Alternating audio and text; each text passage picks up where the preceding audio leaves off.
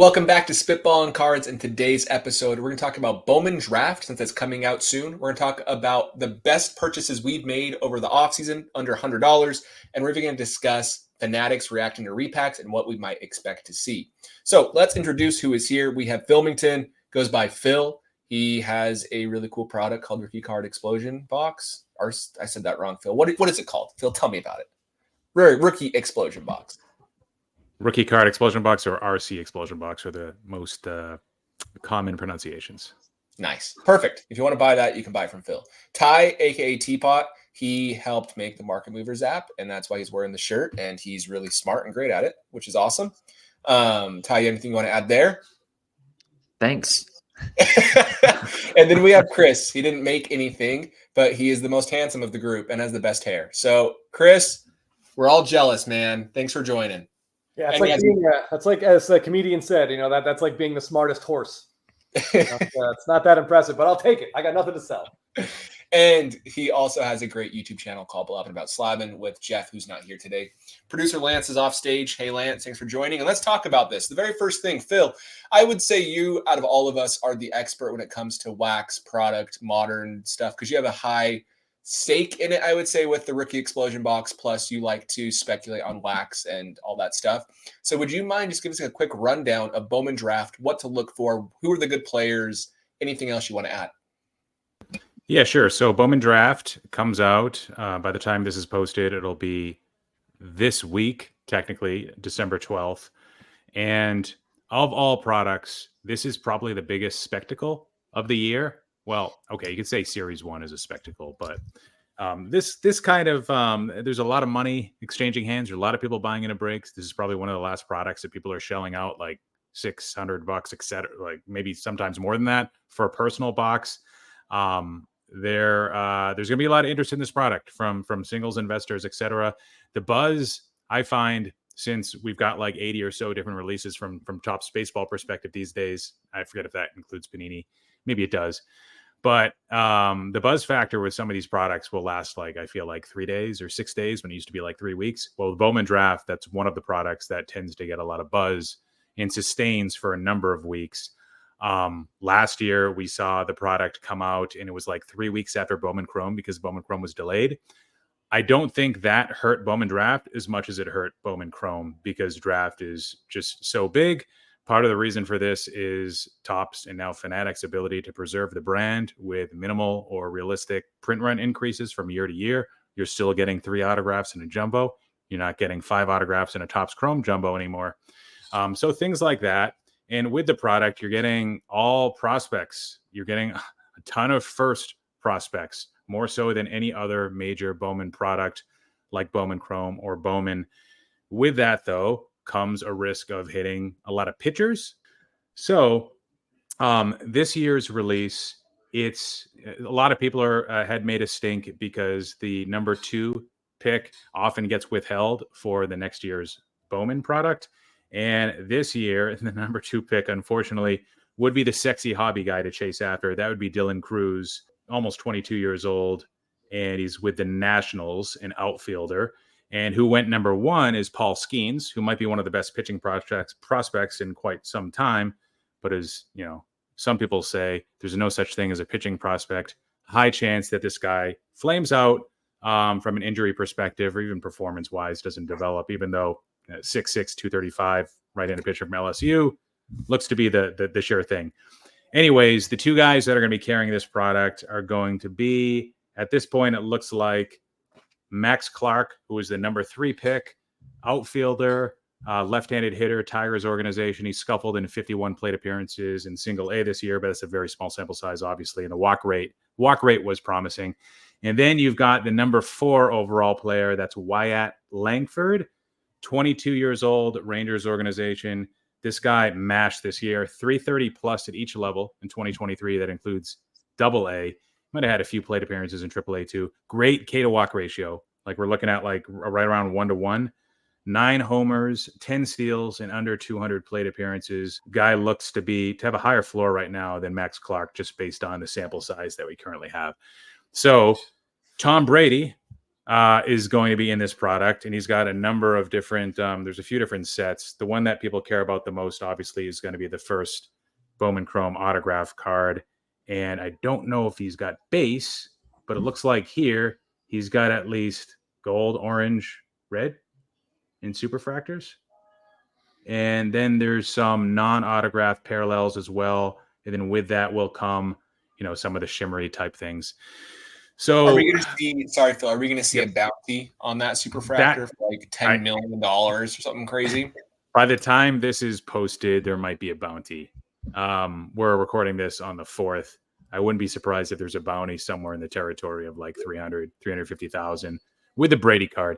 It just feels more like special than the Babe Ruth. First of all, it's autographed. Second of all, it's like a legit first prospect card that hadn't been printed yet. And this is a guy that didn't die like 50 years ago. So this could be a big chase, and this is going to lead to cross-pollination, what Fanatics wants, more non-baseball people breaking this product. So from a wax perspective, this product came out at $480 jumbo, and I think like $650 or so super jumbo. That doesn't include tax. That was from the Topps website. Super jumbo sold out in about 10 minutes. And they were also selling cases, which is something that's new over the last couple of years. Topps never did that in the past, but it makes sense with Fanatics kind of expanding direct that they would do this. But anyways, I bought a case of the jumbos. Thought it was a decent price. I think I was hoping for $450. I expected $500 all in, and I got somewhere in between with the case price. But now on blowout, you're looking at like $560 for the jumbo cost, and I don't really see much value in that. I think you'd be better off waiting and trying to find a price closer to $500 near release. As I talked about the outset of all of this, Bowman Draft is this is the hottest. It's like an event when this product comes out. And because of that, and that long-lasting hype versus other product releases, this one tends to go up in value seal-wise 1, 2, 3, 4 weeks after release. I think it will go up above the pre-sale prices. I don't think it's going to necessarily, I don't know if it's going to, if you're looking at that $560 price point, I think there's too much risk there if you're like a speculator from my perspective. Awesome. Well, that's great, Phil. Thanks for your thoughts on that. Chris, Ty, do you have anything you want to add? I don't in particular to this specific set, but I do want to add that Bowman, I know it's kind of blown out of proportion all the time, but it's one of the few sets in baseball, actually one of the few sets in all of the hobby that really has like an unlimited ceiling to almost uncomparable to other sets, especially for the price point, right? The prospect Bowman Chrome superfractors of some of these big players end up going for $500,000 or $1 million, crazy price points. And so you have the opportunity opening this product to do so, compared to, even a high-end product like the, we'll talk about later, but with Definitive, the highest you're going to get is going to be the Ohtani Babe Ruth dual auto, and that sold for $100,000. So the breaker actually bought it back where it got pulled. So this really does have the best potential for people who open the product. And that's why it's such a fun thing, speculating, getting the true first card. I wouldn't say rookie, but the first true card is always a good time. So, and just because Dylan Cruz was omitted, like last year, people were freaking out that Drew Jones was omitted and that Jackson Holiday wouldn't have the ability to carry a product because he's got to grow into his power and he's not flashy. Well, look what happened to Jackson Holiday. Look what happened to Drew Jones. So things like that, like guys bubble to the top, guys fade. I actually saw Dylan Cruz being out of this, and a lot of that early skepticism is a reason to be bullish on the product. Yeah, great point. Yeah, that's great. So the next segment I want to go over is going to be in regards to our recent purchases. I know a lot of times we talk about the $500,000 or the $100,000 Ohtani Babe Ruth dual autograph, all these crazy things, but we do forget to mention some of our lower end purchases or our everyday purchases. And so I thought it'd be fun if we could go through and kind of share what we've targeted over the last few months and why. And I would be happy to go first. I've already been opening up my tabs to do so. I'm going to hold off a lot of the Billy Butler purchases just because I want to be respectful of everybody's time and no one cares about that. But I'll show us a few of the cool ones I bought. So let me share my screen, kind of give you a flavor of what I'm going after. Give me a second. We'll all do something similar. So here's a card I purchased. This was a 23 Topps Chrome Cosmic. I love cards that have great players on it. So we have Mookie, Aaron Judge, and Bryce Harper. This is the star clusters out of 50. I know I probably sound like a hypocrite buying this card, but I think it's cool to have an insert with 3 of the best outfielders of our generation. If only Trout was on there with them. And funny thing is, 2 of them will not be outfielders next year. Bryce Harper will be a first baseman. Mookie will be a second baseman officially as of today. And Judge, hopefully he plays. Hopefully he's healthy throughout the entire year. But I paid $20 for this card. I thought that was pretty great for this type of thing. Some have already sold for more than that, which is good. The other card I bought this really cool stained glass Mookie Betts from Gallery of Heroes. I love this set. Really underrated, in my opinion. They're like the super short prints of Topps Gallery, which is no longer around, but really cool card. They also had this in 2013 as well for like Trout's first Gallery of Heroes, Derek Jeter, Miguel Cabrera's first. They're great. I did pick up I'll do one Billy Butler. This is the Hope Diamond out of 60, in my opinion, one of the best parallels of all time. I did buy this USA Mookie out of 5. I thought this was cool because it's his first USA card, plus the red looks great with, the USA flag. I bought this Todd Helton out of 99, Topps Chrome Red Refractor from 2007. There were hardly any numbered parallels that year, which was great. And then lastly, I bought this Paul Goldschmidt. I think I paid $15 for this image variation from Stadium Club of Paul Goldschmidt. So those are just some of the cards I recently picked up. And again, outside of Butler and more bets. So, Chris, let's see yours. I was going to say, if you want me to actually pull up images, go to Teapot first. Teapot, let's see yours. Or you can just tell us. You don't have to show the card. That's totally fine if you don't want to or don't have the capability of doing so. Okay. Yeah, I don't have anything pulled up. It would take me a little while. So if you can give me a minute, Teapot can go. You got it. I'll pull up a couple of things. I'm gonna show a little bit more like high level, and you guys will get a taste for my eclectic purchases. So you'll see a lot of image variations, just little low dollar things. This was hilarious. It's a Jose Abreu image variation, 64 cents. And I'm doing, slowly buying cards that are based on like statistical significance for a binder over the years. Can you make it a little bit bigger? Sure. Plus. Yeah. Whoops. There you go. There we go. Let's see. That's probably a little bit better. Oh, so yeah. I bought this 64 cents. I bought this Christy Mathewson image variation, $4 shipped. Cool Victor Martinez to gold. I've had a lot of Heritage Chrome Black refractors when I find those of players that I've liked. This is just a great image. The Harper photo variation with the Gatorade bath, $10. Goldschmidt image variation, Eloy image variation, Sandy Alcantara auto, Stadium Club auto, $8.50. Wow. So I keep an eye out for these. You see a lot of the Stadium Club image variations for sure.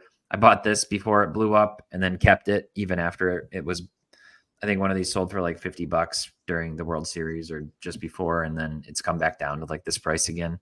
The Ohtani, great reaction, shot. So that's kind of what I've been scooping. I've been buying a lot of that type of stuff on ComC too. I sent them a big box of, 400 cards or something a few months ago.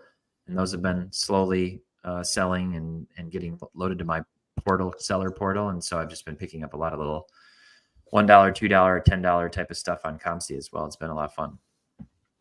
Great. All right, Chris, you ready? Actually on my wife's computer, and I'm already seeing a lot of things that are coming up to stop that from happening. So forget it. Let's just go with, I'll talk about it. So I bought a couple Freddie Freemans, if you can believe it. I think I mentioned it to you guys. His 22 Topps Chrome image variation, which is him holding the World Series trophy in the Braves jersey. It's actually one of his last cards wearing a Braves jersey, but I love that card. As soon as I saw it, like I wanted a gold or a red, and then of course I found out they were speckle refractors, so I had to swallow the vomit down and accept that this is what it is. But I only saw one red, and it came out of the pack with a huge looks like someone just dragged a knife across the surface, and that's the only red I ever saw. But a gold came up recently, and I got it for I didn't want to say it was like $60. So I was pretty happy with that, even though it has fairly typical 2022 centering. The image of my at the time favorite player on my favorite team holding the World Series trophy is too much to pass up. I think about all the time actually the fact that he didn't get a Stadium Club image variation during the parade or something because he signed with the Dodgers. But anyway, maybe I should have included that in cards I wish existed, but I didn't want to cry on camera. I've also been buying some older Topps Black parallels. of guys I like. Like I got the Randy Johnson 2003 Topps Black, which is the first year they did them. It's numbered to like 52, I think. And I think I got it for like $55. And it looks like it's pretty decently centered, but first ballot Hall of Famer, one of the best 6 pitchers of all time, his first Topps Black. Love that.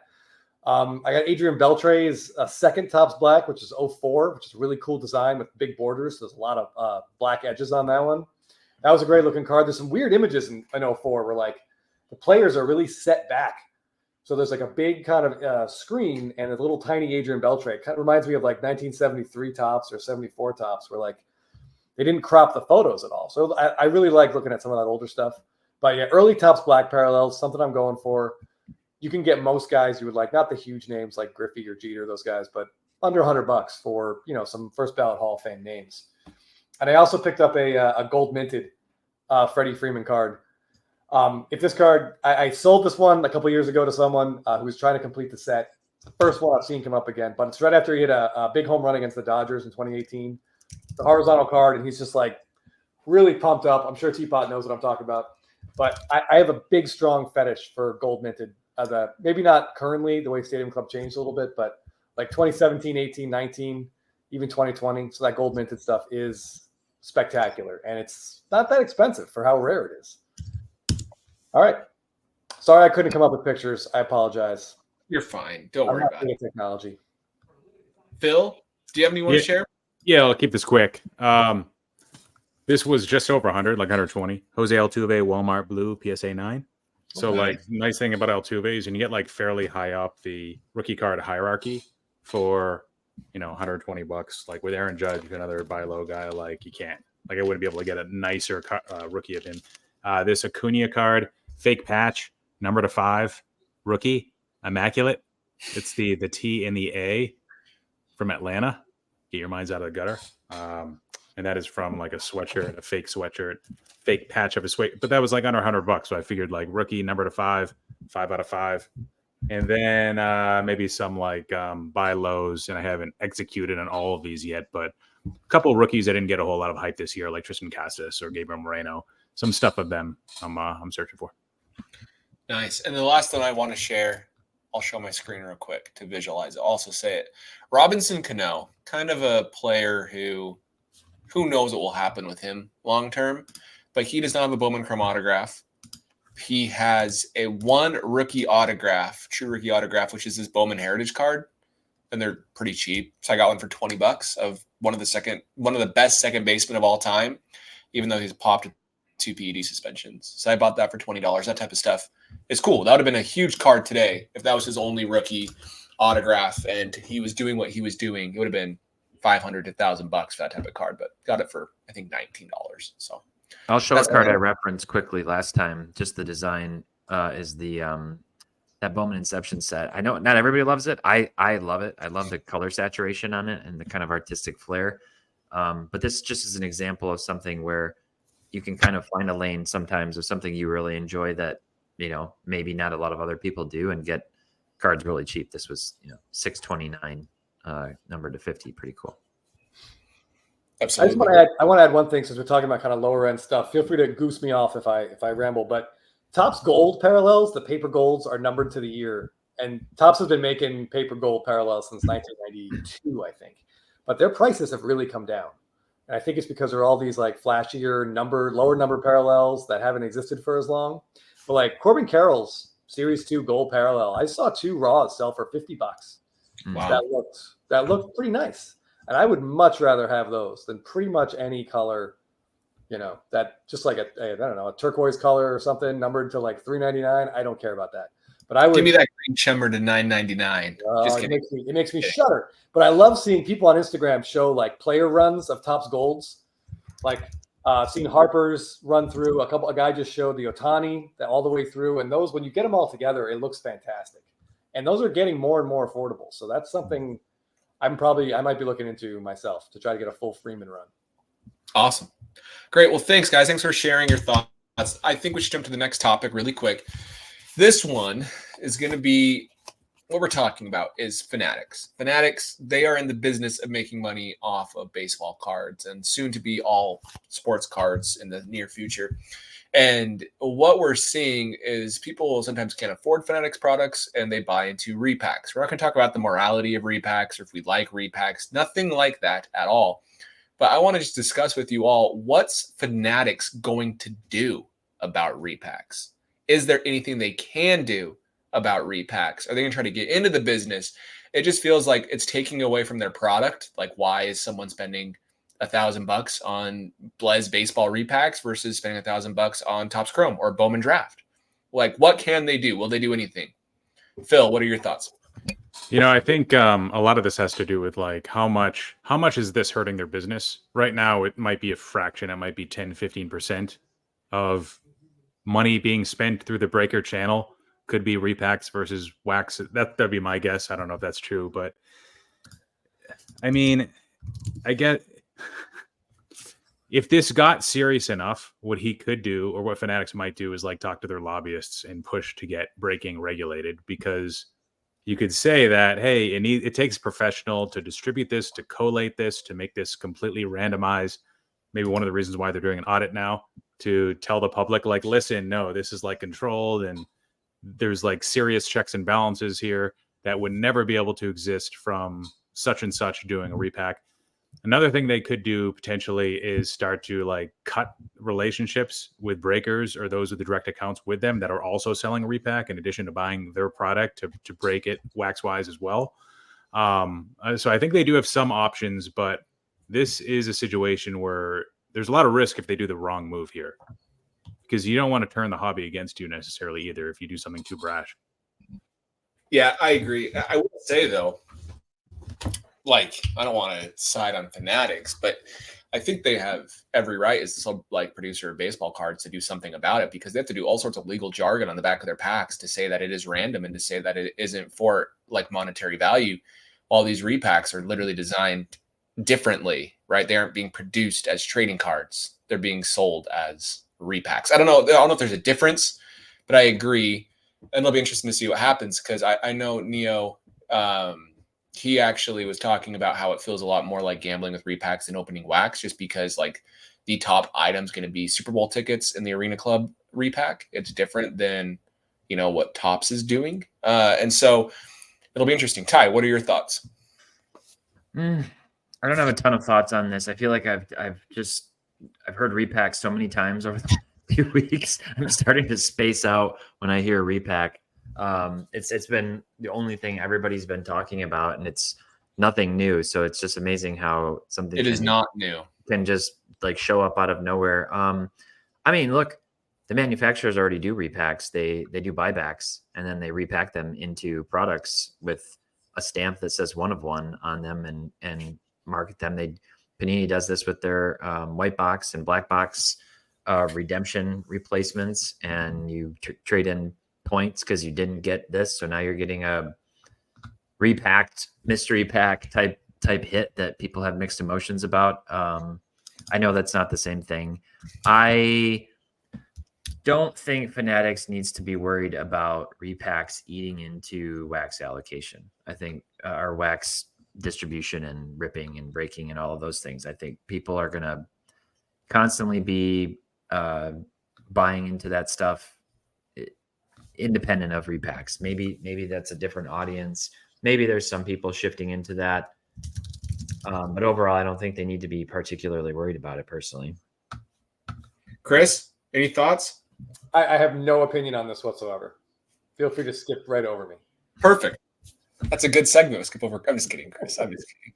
But it'll be interesting. I feel like Panini, Fanatics might have to eventually make a move, and they will if it hurts their bottom line. But we'll see what happens.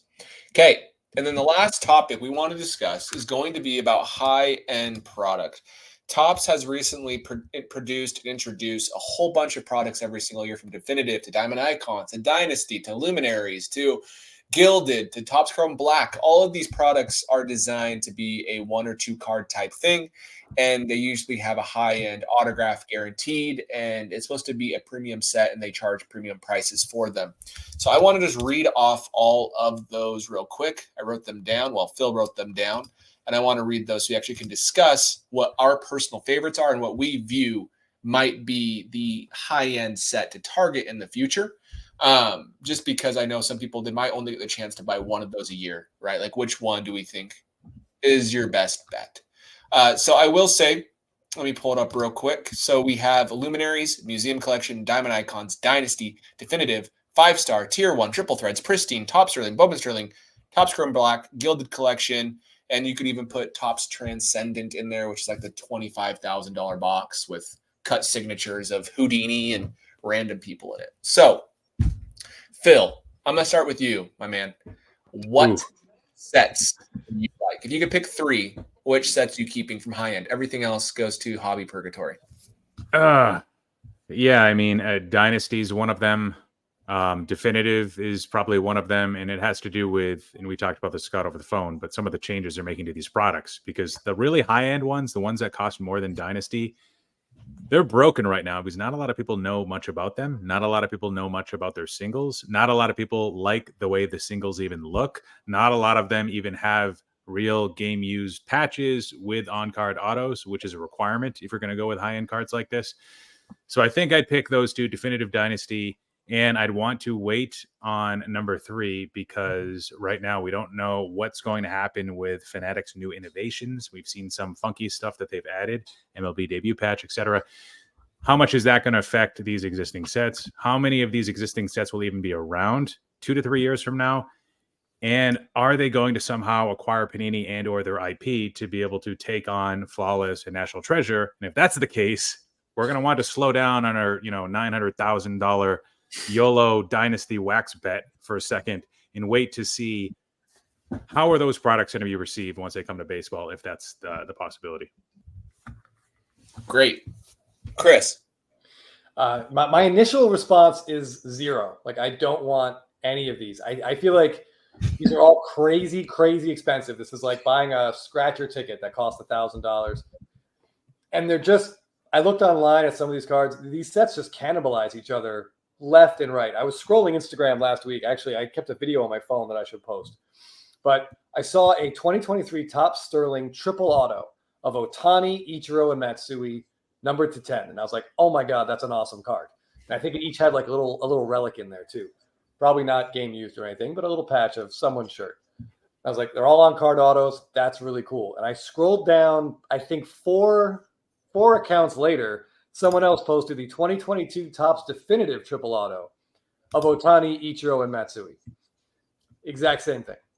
So I just feel like we're getting to a point where all these sets, we're out of combinations. We're out of big names.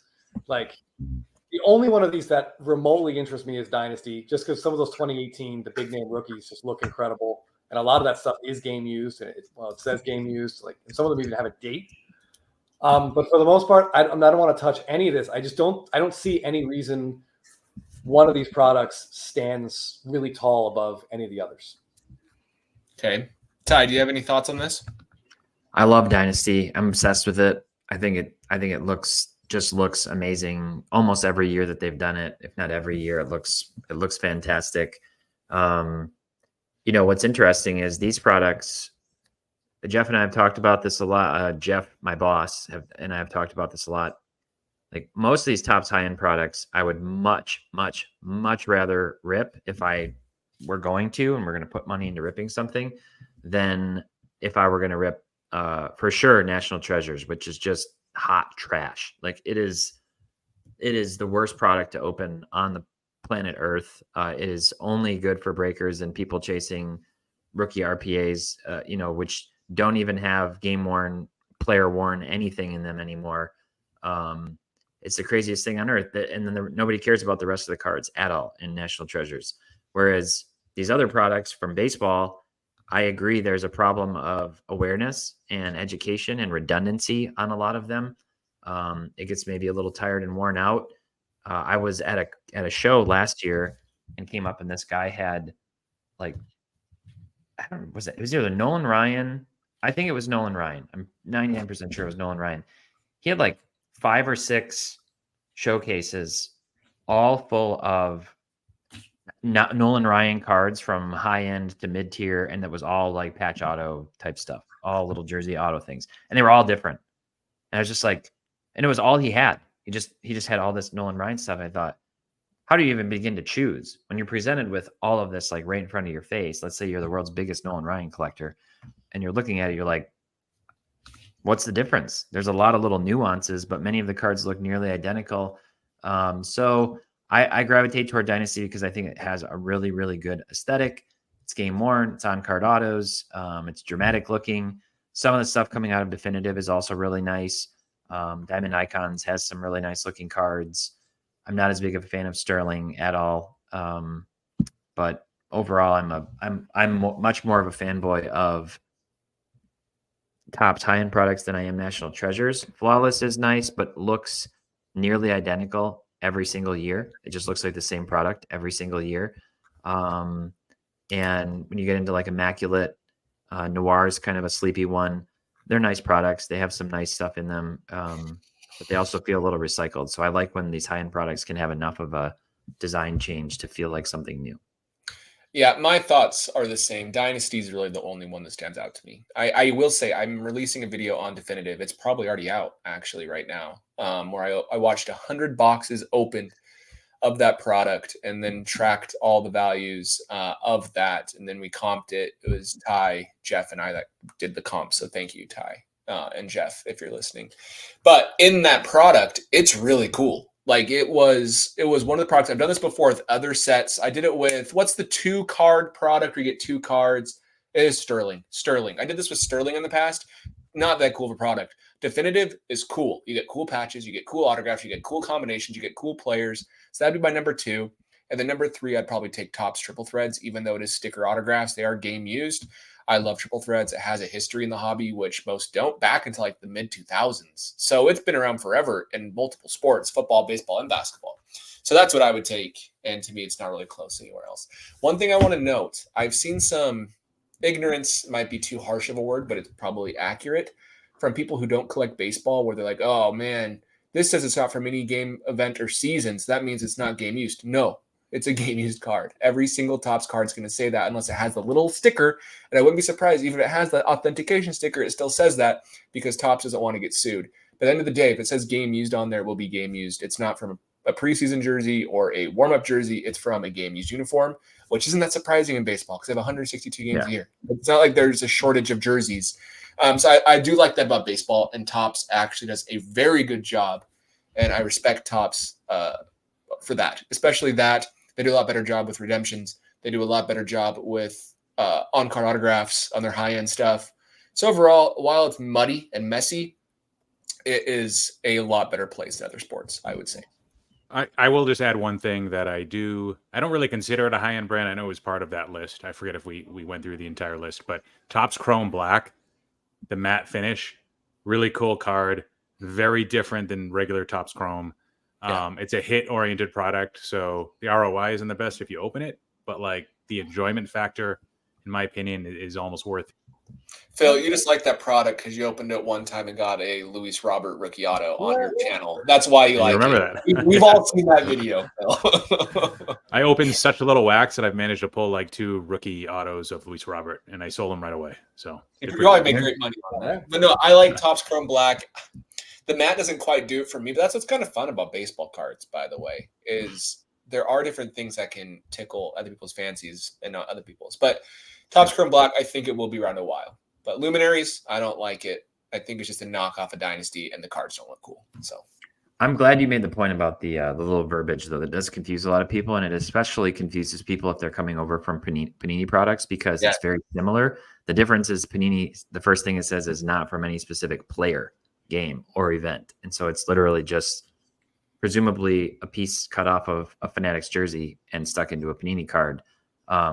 There's a Jalen Green 2021 National Treasures Emerald to 5 RPA that is on eBay right now for $150,000 asking price, and it's not even a piece from him. It's just like a decorative patch, just like the ones you would pull out of like a Topps flagship product blaster. Like it's just an on-card auto. That's all it is. So at least Topps is making a priority to put in game worn stuff most, if not all the time. I want to show that real quick. You can tell if it's game worn by this game used memorabilia. And then on the back, this is the saying: the relic contained on this card is not from any specific game event or season. It's game use. And I saw someone say that they didn't think that the baseball logo man were worth collecting because they're not game worn. I'm like, what are you talking about? It's literally game worn. And so there's just a little bit of miscommunication there. I do hope Fanatics, if you're listening to this, Fanatics, which if you are, we don't hate you. We just are protective of sports cards. You should include more of the stickers from MLB Authenticators in your cards, and you'd kick Panini's butt 10 times out of 10 times because they're cool. So I'm glad you showed Freeman, because I get people send me that stuff like once or twice a week. Someone will send me like, hey, I pulled this Freeman patch auto, this Freeman relic, blah, blah, blah. That's autoed. Are you interested? And like, I love the guy, but Freeman's one like Trout. Like he is in every one of those products. Everything. He's going to have a relic auto in there. And I just, how could they all hold value over time? Like every year there's like 100 more of them. It's just too much. It's just too much. But I just want to say, like Phil was saying, the Topps Chrome Black, he thinks they look great. The gilded cards look incredible. The gilded cards look sweet. Yeah. I even think some of the Cosmic cards from Topps Chrome Cosmic look cool. It looks more like a finest product to me. Cosmic does. Yeah. That's probably why I like it. That's a massively successful Topps Chrome product. So which one? Maybe we should make a video about that, Scott. About what? Topps Cosmic Chrome and Topps Chrome Sapphire. I'll speak highly of Topps Chrome Cosmic and Topps Chrome Sapphire. Just not regular Topps Chrome right now until they win me back. They're gonna hold the boombox. Logo Fractor, even if you're opening it, way better ROI than Sapphire right now. Oh yeah, this year's Logo Fractors too. So we can edit out most of this stuff. Nobody cares. Phil's only editing out because he's scared. People's reactions. You can edit it out. Anybody have any final thoughts, or are we good to jump? I would just say that if Bowman Draft had Livy Dunn autos, I would buy a handful of boxes and roll the dice. Just saying. Hey, Leaf is there for you, my friend. They got the Livy Dunn rookie autos you can go get. She's gonna dump Paul Skeens and date Tom Brady. They should make a Paul Skeens Livy Dunn dual autograph. Now that's a card. Or what if they did like famous baseball players and their wives, Justin Verlander and Kate Upton? Like, what about that? There's something there. If we're talking like relics, especially, I'm all in. Oh, gross. That's going to go down a rabbit hole I don't want to go down. Yeah, what picture would they use of Verlander and Kate Upton? I wonder if there's anything available. Off the top of my head, I can't think of anything. Maybe an on-field celebration to kind of bring it back to PG-13. All right, guys. Well, thanks for listening, everybody. Make sure you like, subscribe, follow everything. We appreciate you all, and we will talk to you in the next episode.